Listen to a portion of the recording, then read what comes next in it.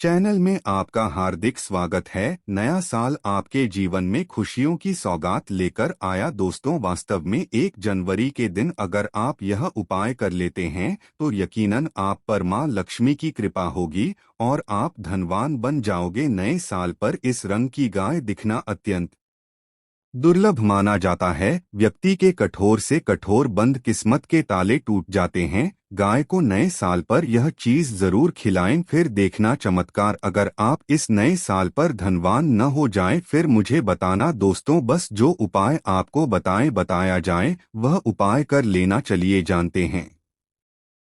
नए साल के पहले दिन चुपचाप गाय को खिला दें। यह एक छोटी सी चीज, रोड़पति भी होंगे, करोड़पति मिलेंगे। सभी संकट और कष्टों से मुक्ति, मृत्युदंड, पितृदोष तुरंत होगा खत्म। पूरे साल आपके भरे रहेंगे। अन्न धन के भंडार, यूं कहें कि आपकी 7 पुश्तें तक करेंगी। रुपयों पैसों पर दोस्तों 7 पीढ़ियों तक बैंक बैलेंस पता चला जाएगा। सभी दुख दर्द संकट कष्ट है वह दूर हो जाएंगे और सभी सुख आपके कदमों में आ जाएंगे। सभी सुख आपके कदम चूमेगी। यदि आप यह एक छोटी और खास चीज चुपचाप गाय को खिला देते हैं तो तत्काल गरीबी आपके जीवन से खत्म हो जाएगी।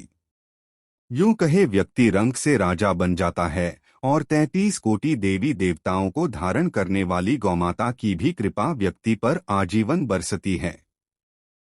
व्यक्ति के घर में कभी भी अन्न धन वस्त्र कमी नहीं होती। अन्न के भंडार व्यक्ति के घर में भरे रहते हैं। व्यक्ति के जीवन से तत्काल गरीबी खत्म हो जाती है। तो दोस्तों, कौन कौन से में गाय से जुड़े खास और महत्वपूर्ण उपाय हैं जिन्हें यदि आप 2024 के पहले दिन कर लेते हैं तो दोस्तों यकीन मानिए आपके घर में अन्न धन के भंडार सदैव भरे रहेंगे। जो भी जीवन दुख दर्द संकट कष्ट है वह सभी दूर हो जाएंगे।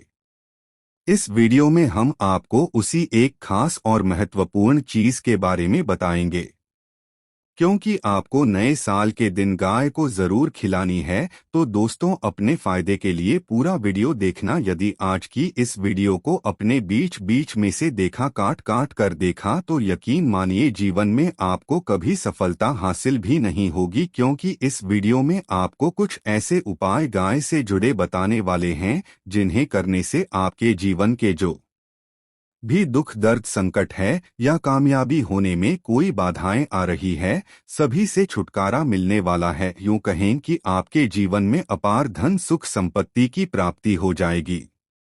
कभी भी धन से संबंधित परेशानी नहीं रहेगी। आर्थिक स्थिति आपकी प्रबल हो जाएगी। धन प्राप्ति के योग्य बन जाएंगे और जीवन में सदैव अन्न धन के भंडार आपके घर में भरे रहेंगे। अन्न धन वस्त्र कभी कमी नहीं होगी आपके घर में। तो दोस्तों, आज की पूरा देखकर जाना। यदि आप चाहते हैं आपके और आपके परिवार पर सदैव गौमाता की कृपा से, आपके पितरों की कृपा से, देवी देवताओं की कृपा से, तो दोस्तों वीडियो को पूरा देखकर जाना। बहुत ही फायदेमंद वीडियो है। पूरे 500 सालों के बाद ऐसे दुर्लभ संयोग में है, तो पूरा वीडियो देखकर जाना। यदि आप लाभ हासिल करना चाहते हैं और 7 पीढ़ियों तक कभी कोई किसी तरह की कमी न हो, यह पल चाहते हैं, तो वीडियो को पूरा देखकर जाना। बहुत ही लाभप्रद वीडियो है आपके लिए। दोस्तों, वीडियो को आगे शुरू करें सबसे पहले तो आप थोड़े से रिक्वेस्ट करते हैं, वीडियो को लाइक कर देना और कमेंट्स बॉक्स में सच्चे दिल से जय गौ माता जरूर लिख देना। जिस माता की कृपा आपके और आपके परिवार के ऊपर सदैव बरसती रहे। और ज्यादा से ज्यादा वीडियो को शेयर जरूर करना, ज्यादा से ज्यादा अपने दोस्तों में, ताकि और लोग भी इस वीडियो के माध्यम से लाभ हासिल कर सकें। इन उपायों को करने से अपने जीवन में सदैव धन सुख संपत्ति की प्राप्ति कर सके, तो शेयर करना न भूलें इस वीडियो को, जिससे और लोगों का भी भला हो। आपको बता दें, इस दिन तीर्थ स्नान करना बहुत ही फलदायी समझा गया है। यदि कहीं तीर्थ स्थान पर पवित्र नदी में स्नान करना संभव न हो तो आप क्या करें, घर पर ही नहाने वाले पानी में गंगाजल की कुछ बूंदें डालकर स्नान कर लें और साथ ही साथ यदि आप स्नान आदि से निवृत्त हो जाएं सर्वप्रथम तो अपने घर के पूजा स्थान को साफ कर वहां पूजा पाठ करें आप और पितरों के निमित्त तर्पण पिंडदान तो आपसे बने अन्न धन वस्त्र दान जरूर करें और नए साल के पहले दिन दान करने से सभी मनोकामनाएं पूर्ण हो जाती है। नए साल के पहले दिन विशेषकर पूर्वजों की पूजन के लिए बहुत ही शुभ फलदायी समझा गया है। नए साल के दिन और इस दिन समझा जाता है तर्पण पिंडदान करने से पूर्वजों की आत्मा को शांति मिलती है और उनको मोक्ष मिलता है। और आपको बता दें इस बार जो इस दिन पितृ पूजा के साथ साथ हनुमान जी मंगल देवता और भगवान शनिदेव की पूजा जरूर करनी चाहिए। आपको बता दें कि इस दिन यदि आप हनुमान जी और मंगल देवता भगवान शनिदेव की पूजा करते हैं तो मंगल का ग्रह जनित दोष भी दूर हो जाता है। व्यक्ति के जीवन में धन सुख संपत्ति की प्राप्ति हो जाती है, समस्त मनोकामना व्यक्ति की पूर्ण हो जाती है। और दोस्तों साथ ही साथ अब बात करें आपको दिन मतलब ये जो नए साल का दिन है, इस दिन आपको एक उपाय तो जरूर करना है। गाय का उपाय बताने से पहले एक उपाय आपको बता दें, इस उपाय को जरूर करें। क्या करें कि शाम के समय पीपल के पेड़ के नीचे आपको सरसों का चौमुखी दीपक आटे का दीपक बनाना है। आपको लाभ शुरू करते हैं। दोस्तों सनातन परंपरा में गाय गंगा और गायत्री का बहुत ज्यादा धार्मिक महत्व है। मान्यता है कि गौ माता के शरीर पर 33 कोटि देवी देवताओं का वास होता है। गौ सनातन परंपरा के अनुसार जिस घर में गाय होती है उस घर से जुड़े सभी वास्तुदोष स्वतः ही खत्म हो जाते हैं। किसी भी पूजा में गाय से हासिल पंचमी युक्त विद्यार्थी का उपयोग जरूर शामिल करें क्योंकि पंचम या के बिना कोई भी पूजा पाठ और हवन सफल नहीं। या दोस्तों गौ कृपा पाने के लिए प्रतिदिन सप्ताह अथवा महीने में परिवार समेत एक बार गौशाला जाने का नियम जरूर बनाएं और वहां गायों को हरा चारा जरूर खिलाएं। इससे आपको शुभ फलों की प्राप्ति होगी और साथ ही साथ गौ सेवा और गौ पूजा से 9 ग्रह शांत हो जाते हैं और इनसे जुड़े 200 का निदान हो जाता है। गर्मियों में गौ माता को पानी पिलाया और सर्दी में गौ माता गुड़ जरूर खिलाएं। ध्यान रखें कि गर्मियों में गाय को गुड़ खिलाएं। अनेक देवी देवताओं को अपने शरीर पर धारण करने वाली गौमाता से जुड़े कई शुभ और अशुभ संकेत भी होते हैं। मसलन गाय का दूध दुहते समय यदि गाढ़ ठोकर मार दें और सारा दूध बिखर जाए तो अब शगुन होता है। यदि कोई यात्रा पर निकल रहा हो और गाय अपने बछड़े को दूध पिलाती सामने आ जाए तो निश्चित रूप से जिस यात्रा के लिए आप निकले हैं वह यात्रा आप जरूर ही सफल होगी और वह जिसके लिए आप निकले हैं वह जरूर ही पूर्ण होगा। यात्रा पर जाते समय बाई और गाय की आवाज आना और रात्रि में गाय की हुंकार करना भी शुभ होता है। दोस्तों साथ ही साथ गाय के साथ आप भूल कर भी यह काम ना करें अन्यथा मिलता है घोर पाप और जीवन भर की परेशानियां। जी हाँ दोस्तों, गाय को राष्ट्रीय पशु बनाए जाने और इन्हें मौलिक अधिकार दिए जाने की बात हो रही है तो सवाल उठता है गाय संस्कृत का अहम हिस्सा है, तब भी गाय के साथ लोग खराब व्यवहार कैसे कर लेते हैं। गाय दर दर भटकती रहती है, भरपेट इन्हें चारा तक लोग नहीं देते। गाय जब तक दूध देती रहती है तो उनकी सेवा होती है और जैसे ही दूध देना बंद कर देती है तो लोग इन्हें उनकी किस्मत पर छोड़ देते हैं सड़कों पर और गलियों में भटकने के लिए। ऐसे में गोवंश जीवों को कोई डंडे मारता है तो कोई उन पर पानी डाल देता है, कभी वह दोनों से कर लग जाती है तो कभी बीमार होकर बेचारी यह गाय दम तोड़ देती है। ऐसे में जरूरत है इन बातों को जानने की गाय को लेकर शास्त्रों में क्या कहा गया है, गाय के साथ आपको कैसा व्यवहार करना चाहिए। क्या दोस्तों गाय को कभी भी मारना पीटना नहीं चाहिए। शास्त्रों में गाय को माता का दर्जा दिया गया है। गाय को मारने वाला माता को मारने पीटने वाले के समान पाप का भाग्य समझा जाता है। लोक में वर्षों तक कष्ट भोगना पड़ता है, अगले जन्म पशु योनि में मिलता है। कथा है कि गौतम मुनि ने गलती से गाय को डंडा मार दिया था, जिससे गाय की मृत्यु हो गई थी और इस पाप से मुक्ति के लिए इन्हें वर्षों तक तपस्या करनी पड़ी। भगवान श्री कृष्ण जी ने बैल स्वरूप में आए वृद्धाश्रम का वध कर दिया था, जिससे मुक्ति के लिए भगवान श्री श्री कृष्ण को संपूर्ण पीड़ितों को एक कुंड में बुलाना पड़ा और इस कुंड में स्नान से वह पाप मुक्त हो गए थे।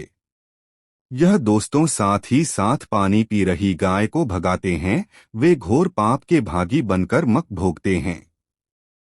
ऐसा पुराणों में बताया गया है, जबकि जो लोग गाय के लिए प्याऊ और चार बनवाते हैं वह मां भाग्यवान होते हैं। ऐसे लोग घोर पाप से मुक्त होकर स्वर्ग पा जाते हैं और बड़े ही धनवान कुल में जन्म लेकर सुख भोगते हैं और साथ ही साथ आराम कर रही गाय को कष्ट देकर कभी भी उठाना नहीं चाहिए। कहते हैं कि इस स्थान पर गाय बैठी है, वहां से नकारात्मक ऊर्जा खत्म हो जाती है। गाय के बैठने की जगह को जो लोग नियमित साफ रखते हैं, वह जन्म में किए गए जाने अनजाने में पापों से मुक्ति हो जाती है और गोलोक में स्थान पाते हैं। गाय को डंडा मारकर उठाना, पानी डालकर उठाने से मनुष्य पाप का भागी बनता है और अगले जन्म में उसे दर दर भटकना पड़ता है। और साथ ही साथ शास्त्रों में बताया गया है कि गाय का दूध उसके बछड़े के लिए होता है। गाय के बछड़े से बचा हुआ दूध ही मनुष्य को लेना चाहिए, परंतु कुछ लोग एक बार गाय को दूर लेने बाद फिर से बचने के लिए बचा हुआ दूध भी धो लेते हैं। ऐसा करना घोर पाप कहा जाता है। ऐसे दूध को दोहराने वाला और ग्रहण करने वाला दोनों ही पाप के भागी बन जाते हैं। दोस्तों, साथ ही साथ शास्त्रों में कहा गया है कि गोवंश मतलब गाय और बैल की पीठ पर नहीं बैठना चाहिए। इनके पीठ पर बैठने से महापाप लगता है। ऐसे लोगों को नरक की यातना भोगनी पड़ती है। एकमात्र देव के अंश के उत्पन्न नंदी ही गोवंशीय है, जिस पर स्वयं महादेव और महादेवी सवारी करती है, क्योंकि नंदी ने स्वयं अपनी इच्छा से महादेवी की सवारी बनना स्वीकार किया था। और साथ ही साथ शास्त्रों में गाय के दान को बहुत ही महत्व दिया गया है, परंतु ऐसी गाय का दान कभी कि नहीं करना चाहिए जो बूढ़े और बीमार हो। कठोपनिषद में नचिकेता की कथा भी इस संदर्भ में है कि जिस नचिकेता ने पिता द्वारा बूढ़ी गाय को दान करने पर आपत्ति जताई थी, दूध देने वाली और बछड़े सहित जो लोग गाय का दान करते हैं, वह महान पुण्य को हासिल करके स्वर्ग में स्थान पाते हैं। दोस्तों, साथ ही साथ सूर्य, चंद्र, मंगल, शुक्र की युवती राहु से हो तो पितृ दोष होता है। यह भी मान्यता है कि सूर्य का संबंध पिता से एवं मंगल का संबंध रक्त से होने के कारण सूर्य यदि शनि, राहु या केतु के साथ स्थित हो या दृष्टि संबंधी हो तथा मंगल की युति राहु या केतु से हो तो पितृ दोष होता है। इस दोष से जीवन संघर्षमय बन जाता है। यदि पितृ दोष हो तो गाय को प्रतिदिन या किसी भी एकादशी को या किसी पूर्णिमा के दिन, अमावस्या या किसी भी खास दिन पर रोटी गुड़ चारा खिलाने से पितृ दोष खत्म जाता है। साथ ही साथ देसी गाय की पीठ पर जो का खुद को बढ़ होता है, वह बृहस्पति गुरु है। 8 जन्मपत्री में यदि बृहस्पति अपनी नीच राशि मकर में हो या अशुभ शिवलिंग में जा रहे हो और सामने से गौमाता आती हुई दिखाई दे तो गौमाता को अपनी दाहिनी ओर से जाने देना चाहिए। आपकी यात्रा जरूर ही सफल होगी। और साथ ही साथ यह संकेत भी जान ले, यदि आप यात्रा पर जा रहे हैं और सामने आपके गाय पर जाए अथवा अपने बछड़े को दूर पिलाती हुई सामने गाय दिखाई दे जाए तो समझ जाना कि वह यात्रा आपके लिए जरूर ही सफल होगी। और साथ ही साथ जिस घर में गाय होती है उसमें वास्तुदोष स्वतः ही खत्म हो जाता है। और साथ ही साथ आपको बता दें कि गाय को आप भी रोटी बनाएं, प्रतिदिन ताज़ी रोटी ही बनाएं। गाय को अगर आपने रोटी बनाई है तो कोशिश करें कि उस रोटी को आप तुरंत ही गाय को दे दें। अगर आप उस रोटी को रख देंगे और उस रोटी को अगले दिन देंगे तो वह रोटी बासी मानी जाएगी। गाय को कभी भी बासी रोटी न दें, इससे घर में नकारात्मक ऊर्जा वास करती है और जो भी काम आपके बनने वाले होंगे वह काम भी आपके बिल्कुल भी नहीं बनेंगे। इससे आपके घर में हमेशा दर्द देवता का वास रहेगा और आप जिस भी काम उस काम में आपको हमेशा असफलता ही हाथ लगेगी। इसलिए कोशिश करें गाय को रोजाना ताज़ी रोटी बनाकर खिलाएं और रोटी को बिल्कुल न रखें, बासी रोटी गाय को न दें और साथ ही साथ सड़ी गली चीजें गाय को नहीं खिलानी चाहिए। कि घर में कोई फल है, कोई सब्जी है, सड़ जाए तो लोग क्या करते हैं, गाय को देते हैं। नहीं, ऐसा नहीं करना चाहिए। ऐसा करने से यदि आप गाय को खिलाते हैं तो और आप पाप के भागी बन जाते हैं। आप बिल्कुल सड़ी गली चीजें गाय को खिलाएं और साथ ही साथ आप आर्थिकी 11 लोहिया बनाकर उनके ऊपर हल्दी लगाएं, इसके बाद को खिलाएं। हर एक लोहे को खिलाते समय गाय के सींगों पर आप हाथ फेरें, पीठ पर हाथ फेरें, मस्तक पर हाथ फेरें, माता गाय के अब चरणों का स्पर्श करें। या दोस्तों, ऐसा करने से आपके समस्त काम बनने लगेंगे। जो दुख का समय चल रहा है वे भी खत्म होगा। आपके जीवन में खुशियां ही खुशियां होंगी। और एक बार आप 7 बार गाय की परिक्रमा भी कर लें तो आपके समस्त काम होंगे। और साथ ही साथ अब गाय को जब भी रोटी पर या तो आप थोड़ी हल्दी लगा लें या थोड़ा गुड़ रख लें। अगर गुड़ ना हो तो आप थोड़ा रख सकते हैं, थोड़ा घी रख सकते हैं। क्या दोस्तों, गाय को कभी भी सूखी रोटी न खिलाएं। सूखी का मतलब गाय रोटी रखें, खिलाएं, उस पर कुछ न कुछ रखकर खिलाएं। हल्दी रख ले, गुड़ रख लें।